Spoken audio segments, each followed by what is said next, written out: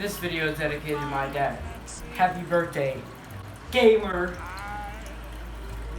There is language in the dialogue and unsettling subject for most viewers. Viewer discretion is advised. Advised? What?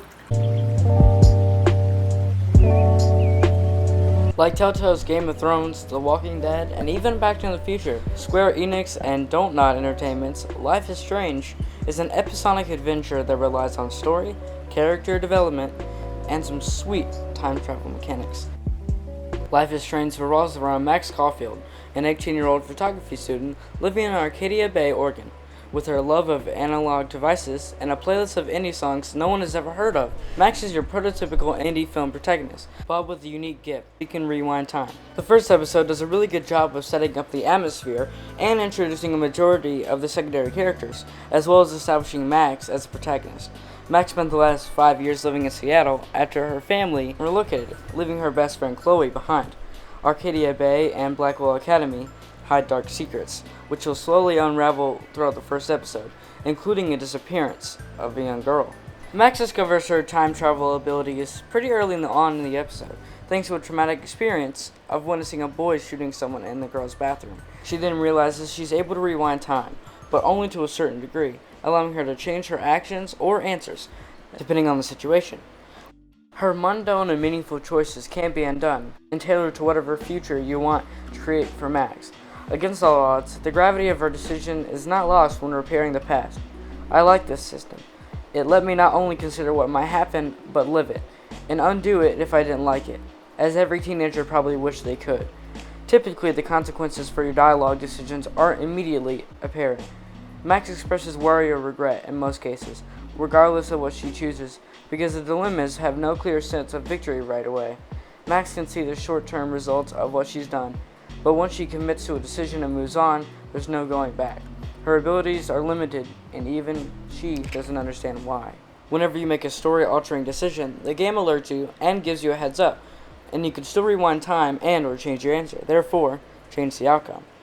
These outcomes, like Telltale games, will affect your storyline. Also like Telltale, at the end of the episode, you get a stat screen, which compares your choices to the rest of the community. Where the game differs from Telltale games is the exploration. Here you have full control of Max, an explorable environment with full camera control. The only downside, besides some stiff-looking animations, was the lip syncing. Don't Nod is a French developer, but the game was made in English for English, so we had to assume it's just not good lip syncing. This kinda pulled me out of the game. Yeah, I'm not sure I have one. Given your selfie output, I'm sure you must have about 1,000 pics by now. It'll take a long time to find a good one. The lips aren't the only thing syncing. The voice acting is at times cringeworthy. Max specifically. We know she's supposed to be this introvert, but some of her line delivery had us sucking in through her teeth. Even in pictures, the forest around here always looks mysterious. Life is Strange suffers from awful voice acting and writing that doesn't do its characters and world justice. Don't Nod has created great scenarios for a story I'm eager to learn more about, but with the moment-to-moment interactions with people in Max Caulfield's life are pretty painful. Characters with weak lines and a worse delivery don't ruin everything, but they make it harder to buy into a story that's trying so hard to have heart. Chrysalis is a fantastic setup episode. It doesn't reveal much, but except for a few tidbits that you know you'll be exploring in later episodes, and hooks you in with the time rewind mechanics, and some great atmosphere abilities. We will not be giving it a score until the final episode. Why she can rewind time isn't apparent, but it allows you to explore a believable setting in interesting ways. If Max upsets her teacher, she can go back, impress him, and feel better about herself. It feels both exploitive and satisfying to use people against themselves, but Max moves through the world trying to help people, never hurt them. Seeing someone get bullied sucks, but what if you could go back and save them from ever feeling upset? Not every interaction hinges on a big choice, though. Many conversations give context to this world. The most notable side arc is that of Rachel Amber, a missing student with connections, both good and bad, to many of the people Max runs around with. The unreliable people, a student bringing a gun to school, and a try-hard tough guy of a security guard will no doubt come into play later in the series, and I'm interested in all of it. Life is Strange is a choice-based adventure game with a time-traveling teenager at the center, but Max is ironically the most grounded and believable character in the entire cast.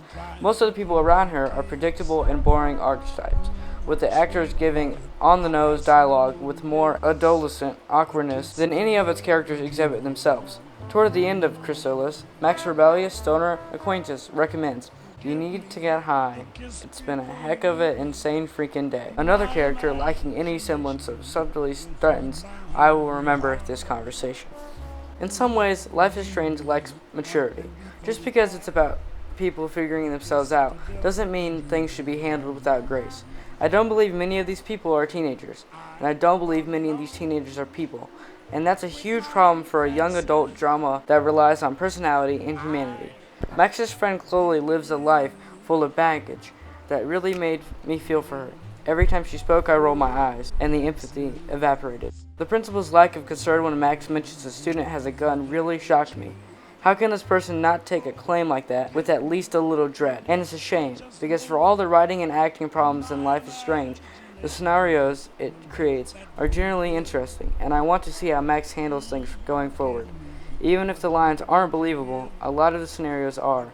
In snooping around other girls' rooms for intel, felt like I should not be here. Helping an upset friend with her bad boyfriend felt as good as giving me the mouthpiece popular girl what she deserved.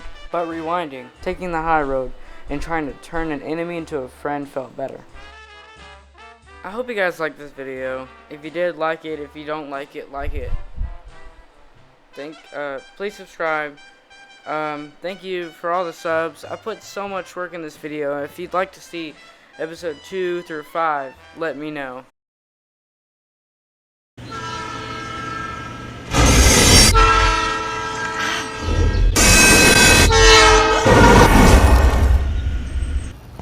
Fuck this shit!